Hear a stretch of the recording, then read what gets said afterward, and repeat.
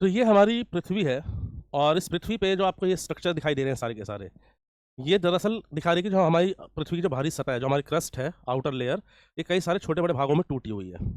और इन छोटे बड़े भागों को हम बोलते हैं प्लेट्स। जैसे यहाँ दिख रहा है अरेबियन प्लेट, अफ्रीकन प्लेट दिखाई दे रही है यहाँ पर, ठीक है ना। तो इधर इंडियन प्लेट दिखाई दे रही है। तो ये सब क्या है? ये प्लेट्स हैं ये। और ये अर्थ के अंदर कुछ ऐसी फोर्स जनरेट होती है जिससे प्लेट्स मूव करती हैं। जब ये प्लेट्स मूव करती हैं तो ऐसे में क्या होता है? भूकंप आता है। तो जब भी कोई भूकंप आता है, ठीक है ना, आप देखेंगे जैसे हमारे इस पृथ्वी पर ये कुछ ऐसे स्थान हैं जहाँ पे हाल ही में बहुत ही हाई इंटेंसिटी के अर्थक्वेक आए हैं। अर्थक्वेक अगर 6 रिक्टर स्केल से ऊपर का आ रहा है तो ये समझ लो कि ये बहुत ही ज़्यादा इंटेंसिटी वाला अर्थक्वेक हो जाता है ये, ठीक है। अर्थक्वेक कितनी तीव्रता के साथ आया, कितनी उसमें शक्ति थी, ये सब हम मापते हैं रिक्टर पैमाने पर, रिक्टर स्केल पर। तो आप देखोगे कि जैसे इराक, ईरान, ये हिल गया, ठीक है। जैसे यहाँ इटली में आया 6 रिक्टर मैग्नीट्यूड का, उधर आया 6.8 का, ठीक है। और अगर इंडिया का एग्जांपल देखोगे या इंडिया के नॉर्दर्न पार्ट को देखोगे तो ये रीजन्स में, जैसे यहाँ ऊपर देखो अफगानिस्तान में, इधर, ठीक है, इस साइड में, इन सब एरियाज में बहुत ही हाई इंटेंसिटी वाले अर्थक्वेक्स आए हैं ये, ठीक है। अब जब भी अर्थक्वेक आता क्यों है? तो अर्थक्वेक आता है कि जब पृथ्वी की जो ये सतह होती है, ये आपस में एक दूसरे से किसी भी तरह का मूवमेंट हो रहा है। ये जो प्लेट्स मैंने आपको दिखाई दी पहले अभी, इन प्लेट्स में मूवमेंट होता है। इन प्लेट्स में जो मूवमेंट होता है तो या तो प्लेट टकराएगी, या प्लेट दूर जाएगी, या प्लेट एक दूसरे से ऐसे स्लाइड करेगी, ठीक है ना। सबसे शक्तिशाली जो अर्थक्वेक आते हैं, सबसे पावरफुल जो अर्थक्वेक आते हैं, वो आते हैं जब प्लेट्स इस तरह से एक दूसरे से घिसती हैं। तो ऐसी कंडीशन में यहाँ पे भी यही देखने को मिल रहा है आपको, ठीक है। यहाँ पे भी ये देखने को मिल रहा है। तो अर्थ की सरफेस पे, अर्थ के अंदर बेसिकली जिस पॉइंट पे अर्थक्वेक जनरेट होता है उसको बोलते हैं हम उसका फोकस या हाइपोसेंटर बोलेंगे। और इसी के एकदम परपेंडिकुलर यहाँ पर जो सबसे पहले जो तरंगे आती हैं जिस पॉइंट पर, उसको बोलते हैं एपीसेंटर। उसको क्या बोलेंगे हम? एपीसेंटर बोलेंगे। इतनी बात समझ आ रही कि नहीं आ रही चीज़ है? फोकस और एपीसेंटर। फोकस हो जाएगा अंदर और इसके जस्ट 90 डिग्री के कोण पे ऊपर एपीसेंटर हो जाएगा यहाँ पर। इतनी बात क्लियर है? अब जब भी ये तरंगे जनरेट होती हैं, जब ये तरंगे जनरेट होती हैं तो इस तरह की जो है वेव्स आती हैं यहाँ पे। जब भी भूकंप आता है बेसिकली तो ये इस तरह की वेव्स जनरेट होती हैं। अब इसमें अगर आप देखोगे, ये है पहली वेव, इसको बोलते हैं हम पी वेव या प्राइमरी वेव या प्राथमिक तरंग इसको बोलेंगे हम, ठीक है ना। पी वेव या प्राथमिक तरंग। अब पी वेव या प्राथमिक तरंग में क्या हो रहा है बेसिकली कि जो वेव्स है, जो तरंगे हैं, वो एक ही डायरेक्शन में आगे पीछे हो रही हैं। जैसे कोई स्प्रिंग है, उसको खींच के हम आगे पीछे कर रहे हैं ऐसे, बस की नहीं चीज़ सबको। तो ये पी वेव्स हैं जो बेसिकली एक ही डायरेक्शन में आगे पीछे मूव कर रही हैं। इसी तरीके से अब दूसरी वेव को अगर देखोगे, ये नीले वाली जो है, ब्लू वाली, दिख रहा है ना सब कुछ चीज़ें, ये है सेकेंडरी वेव। ये कौन सी है? ये सेकेंडरी वेव्स है। अब सेकेंडरी वेव्स जो है जैसे पानी की लहरें होती हैं, उस पानी की लहरों की तरह चलती हैं आगे एकदम, ठीक है। और इसके बाद ये जो ऊपर आपको दिखाई दे रही हैं ये दो वेव्स, ये है लव वेव और रेलिग वेव, ठीक है ना। ये भी पानी की लहरों की तरह चलती हैं। लेकिन जो ये दो वेव्स दिखाई दे रही हैं तुम्हें, प्राइमरी और सेकेंडरी, ये वाली, इन दोनों तरंगों को हम बॉडी वेव्स या बॉडी तरंग भी कहते हैं। इनको क्या कहते हैं हम? बॉडी वेव्स या बॉडी तरंग भी कहते हैं। अब बॉडी वेव्स या बॉडी तरंग इसलिए कहते हैं क्योंकि ये जो है बेसिकली, जैसे ये हमारी पृथ्वी है तो ये हमारी इस पृथ्वी के अंदर की सतह पर जाती है, यानी पृथ्वी के अंदर मूव करती हैं ये, ठीक है। लेकिन अगर आप बात करेंगे इन वाली की, रेलिग वेव्स की और लव वेव्स की बात करेंगे, इनको कलेक्टिवली हम सरफेस वेव्स या सतही तरंग भी कहते हैं। इनकी खासियत ये होती है कि ये जो है पृथ्वी के अंदर ना जाके ये पृथ्वी की बाहरी सतह पे चलती है। बात समझ रहे कि नहीं चीज ये? तो ये जो तरंग है लव वेव और रेलिग वेव, इनको दोनों को सम्मिलित रूप से हम कह सकते हैं क्या? सरफेस वेव, सतही तरंग। और ये जो सतही तरंग होती है ये सबसे ज्यादा विनाशकारी होती है, सबसे ज्यादा विनाशकारी, क्योंकि ये पृथ्वी की बाहरी सतह पे चल रही है ये। मान लो कि अगर ये पानी का गिलास ऐसे हमने किसी चादर पर रखा हुआ है और चादर को हमने ऐसा खींचा, उसको लहर बना के एकदम खींचा, तो गिलास गिरेगा कि नहीं गिरेगा?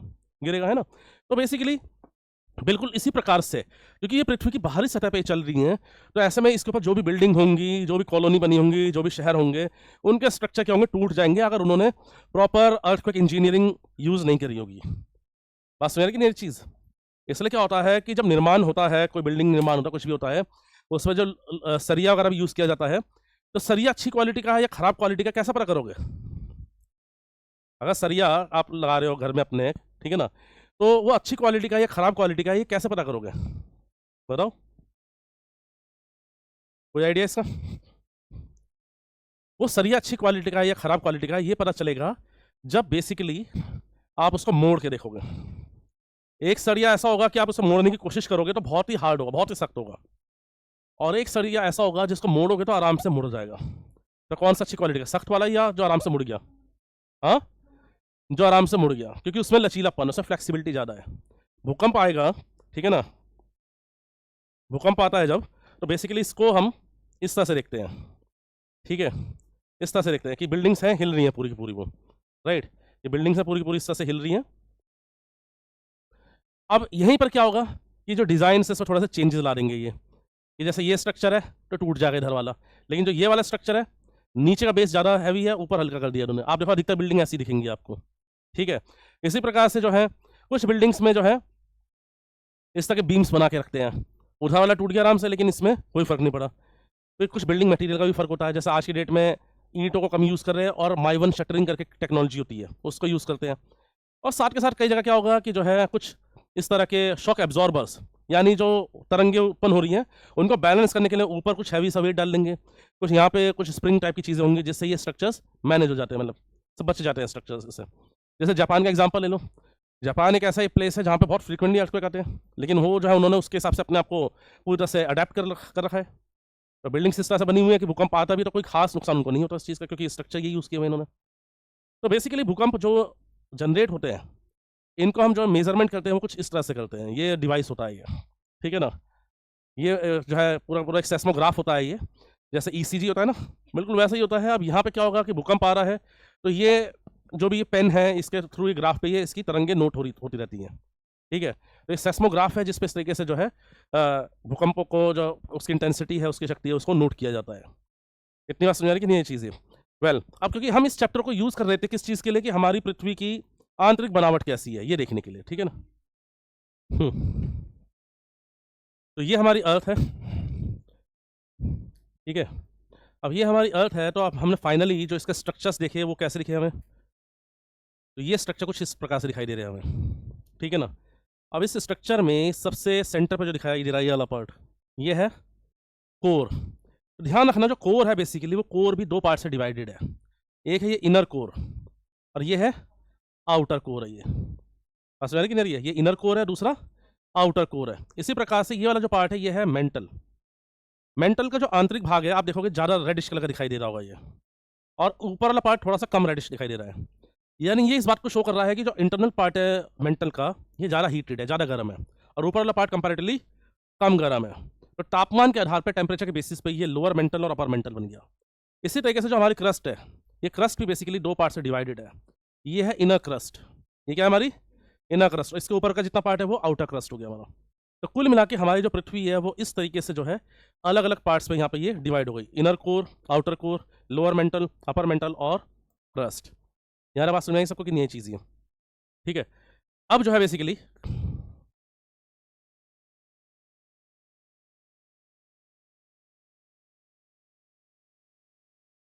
जो इनर कोर है आप देखोगे यहाँ पर इसमें कुछ ये डिसकंटिन्यूटीज दिखाई दे रही हैं।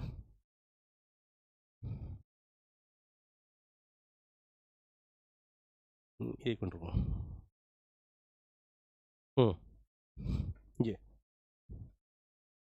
ये एटमॉस्फेयर का पार्ट है, वो इस एनिमेशन में दिया हुआ है तो इसलिए इसको तो अभी नहीं पढ़ेंगे हम। लेकिन क्रस्ट, मेंटल, कोर, ठीक है ना। अब क्रस्ट, मेंटल, कोर में अगर आप देखेंगे तो क्रस्ट है और मेंटल है। अब एक क्रस्ट और मेंटल के बीच में एक लाइन ऑफ डिसकंटिन्यूटी है, ठीक है। क्रस्ट और मेंटल के बीच में एक लाइन ऑफ डिसकंटिन्यूटी है। अब ये लाइन ऑफ डिसकंटिन्यूटी इसको हिंदी में बोल रहे असंबद्धता, यानी हमने बोला कि जो क्रस्ट है वो सॉलिड स्टेट में था। कैसे स्थिति में था वो? सॉलिड स्टेट में था। मेंटल कैसा है? लिक्विड स्टेट में। तो इन दोनों के बीच में एक ऐसा माध्यम होगा जो पूर्ण रूप से ना सॉलिड स्टेट में होगा ना पूर्ण रूप से लिक्विड स्टेट में होगा, इनके बीच का एक संक्रमण क्षेत्र है। तो ऐसे संक्रमण क्षेत्र को हम बोलते हैं डिसकंटिन्यूटी। क्या बोलते हैं इसको हम? डिसकंटिन्यूटी बोलते हैं, ठीक है।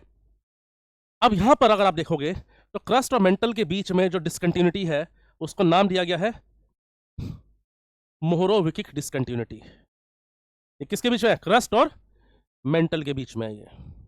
इसी प्रकार से मेंटल लिक्विड स्टेट में है और जो कोर है वो सॉलिड स्टेट में है। इनके बीच में जो लाइन ऑफ डिसकंटिन्यूटी है उसको नाम दिया हमने गुटनबर्ग डिसकंटिन्यूटी। क्या नाम दिया इसको हमने? गुटनबर्ग डिसकंटिन्यूटी या गुटनबर्ग असंबद्धता। गुटनबर्ग व्यक्ति का नाम है, मोहरोविकिक भी व्यक्ति का ही नाम है, ठीक है ना।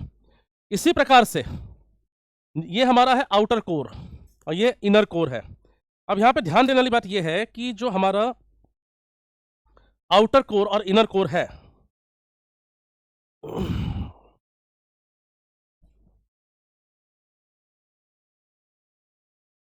जो हमारा आउटर कोर और इनर कोर है, तो इनके बीच में जो लाइन ऑफ डिसकंटिन्यूटी है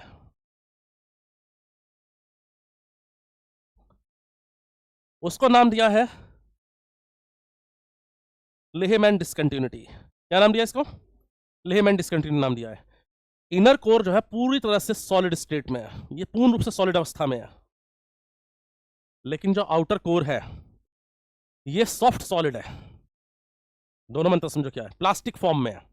जैसे एग्जांपल के लिए लेते हैं, एक पीस लोहे का है और एक पीस प्लास्टिक का है। ये दोनों किस माध्यम से बिलोंग करते हैं? ये तरल अवस्था में है, ये ठोस अवस्था में, सॉलिड मीडियम में, लिक्विड मीडियम में, ये दोनों सॉलिड मीडियम में। लेकिन आयरन पीस में और प्लास्टिक पीस में दोनों में हार्ड कौन सा है? आयरन। सॉफ्ट कौन सा है? प्लास्टिक। बिल्कुल वही कंडीशन है यहाँ पे। इनर कोर एकदम कंप्लीटली सॉलिड स्टेट में है, ये कंप्लीटली सॉलिड स्टेट में है। आउटर कोर जो है वो प्लास्टिक फॉर्म में है।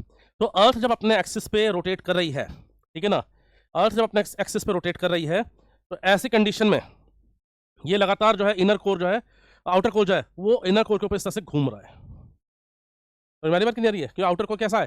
प्लास्टिक फॉर्म में, सॉफ्ट फॉर्म में, तो ये इनर कोर के ऊपर लगातार इस तरह से घूम रहा है, ठीक है। तो इनके बीच में जो सरफेस है वो बहुत ज़्यादा उबड़ खाबड़ है, जिगजैग सरफेस है। तो इससे क्या हो रहा है? बहुत ज़्यादा फ्रिक्शन जनरेट होगा। फ्रिक्शन से बेसिकली क्या होगा? हीट जनरेट होगी। अगर आप हाथ को ऐसे रब करोगे जोर से और फ्रिक्शन कैसे क्या होगा? हीट जनरेट होगी, हाथ गर्म हो जाएंगे। बिल्कुल वैसे ही क्या हो रहा है, जब आउटर कोर इनर कोर के ऊपर घूम रहा है ऐसे, वैसे कंडीशन में क्या होगा? हीट जनरेट होगी काफ़ी ज़्यादा। ये बात समझ आ रही कि नहीं? ये सब कुछ ईजी है, ठीक है। अब जो है इनर कोर आउटर कोर के बीच में है लेहमैन डिसकंटिन्यूटी। इसी प्रकार से कोर और मेंटल के बीच में है कौन सी? Gutenberg discontinuity. इसी प्रकार से मेंटल और क्रस्ट के बीच में कौन सी थी? मोहरोविकिक डिसकंटिन्यूटी। अब जब हम कह रहे हैं कि अपर मेंटल और लोअर मेंटल, तो अपर मेंटल और लोअर मेंटल के बीच में भी कोई किसी तरह की डिसकंटिन्यूटी होगी, तभी तो इसको विभाजित कर रहे हैं ना हम। तो अपर मेंटल और लोअर मेंटल के बीच में जो लाइन ऑफ डिसकंटिन्यूटी है इसको बोलते हैं हम रैपिटी। क्या बोलते हैं इसको? रैपिटी डिसकंटिन्यूटी बोलते हैं। और इसी प्रकार से ये हमारी क्रस्ट है जो आउटर क्रस्ट इनर क्रस्ट में डिवाइडेड है, तो इनके बीच की जो लाइन ऑफ डिसकंटिन्यूटी है इसको बोलेंगे हम कॉनरैड डिसकंटिन्यूटी। इसको क्या बोलेंगे हम? कॉनरैड डिसकंटिन्यूटी बोलेंगे। अगर आप सीक्वेंस देखोगे डिसकंटिन्यूटीज का, असंबद्धता ऊपर से लेकर नीचे तक की गहराई में, तो कैसे है? सबसे पहले कॉनरैड, फिर मोहरोविकिक, रैपिटी, गुटनबर्ग, लेहमैन। इतनी बात समझ आ रही कि नहीं आ रही? सब कुछ ईजी है। अब ये डिसकंटिन्यूटीज पे क्वेश्चन बना के दे देगा। एक तरफ लिखेगा डिसकंटिन्यूटी का नाम और उसके सामने लिखा किसके बीच में पाई जाती है। जैसे लिख देगा कि लेहमैन डिसकंटिन्यूटी, और सामने पेयर बना देगा कि कोर और मेंटल के बीच में लोकेटेड है। तो ये पेयर सही होगा, गलत होगा? गलत हो जाएगा पेयर ये। इसी तरीके से मान लो दे कैन गिव क्वेश्चन की कॉनरैड डिसकंटिन्यूटी क्रस्ट और मेंटल के बीच में मिलती है। एक तरफ डिसकंटिन्यूटी का नाम लिखा, सामने दिया क्रस्ट और मेंटल, तो वो पेयर करेक्ट है इनकरेक्ट है? करेक्ट है इनकरेक्ट है?